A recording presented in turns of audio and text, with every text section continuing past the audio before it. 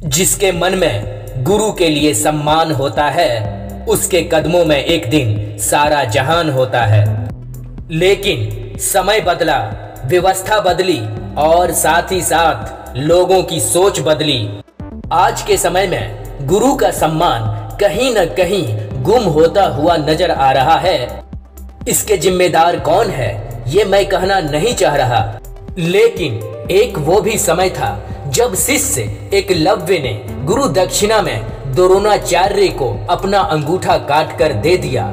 जिस गुरु ने एकलव्य को अपना शिष्य माना ही नहीं था। आज भी गुरु का स्थान बहुत ऊंचा है, क्योंकि इन्हें भविष्य का निर्माता भी कहा जाता है।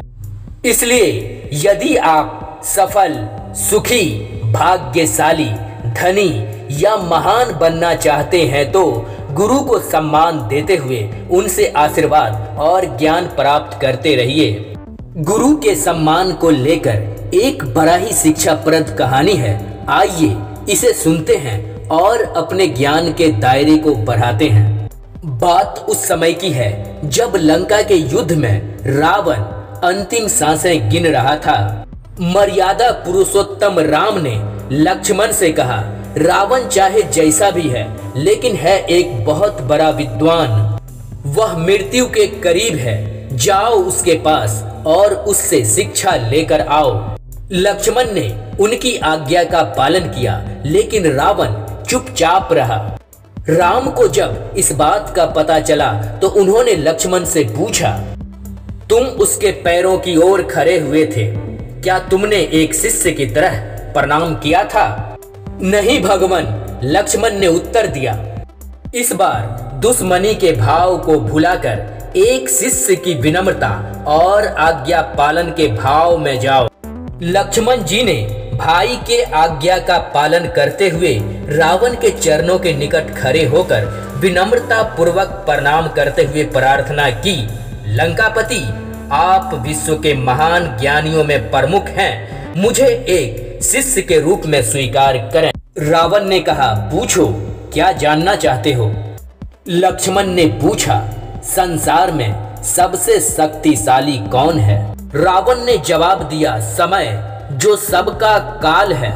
इसलिए शुभ काम जल्दी करो और अशुभ को टालते जाओ। लक्ष्मण ने फिर पूछा, शुभ क्या है और अशुभ क्या है?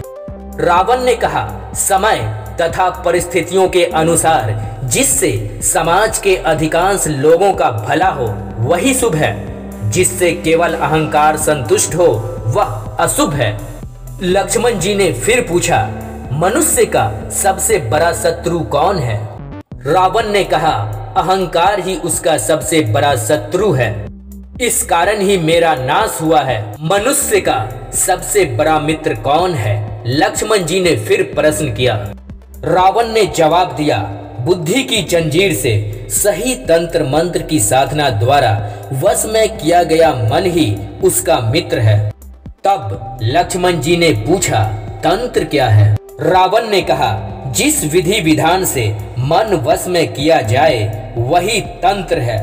फिर लक्ष्मण जी ने पूछा, मंत्र क्या है? रावण ने कहा, जिससे मन का अंत हो जाए, अर्थात वह वश में आ जाए, वही मंत्र है। लक्ष्मण जी ने अनुरोध किया, आपकी अंतिम इच्छा क्या है?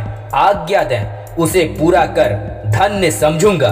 रावण हंसा, बोला, इच्छाओं से मुक्ति पा लेना ही अंतिम इच्छा है। कहते हुए महापंडित रावण प्राण को त्याग दिया। दोस्तों, कहने का मतलब यह है कि जब हम शिष्टाचार के साथ गुरु को सम्मान देंगे, तभी हमें वास्तविक ज्ञान की प्राप्ति होगी।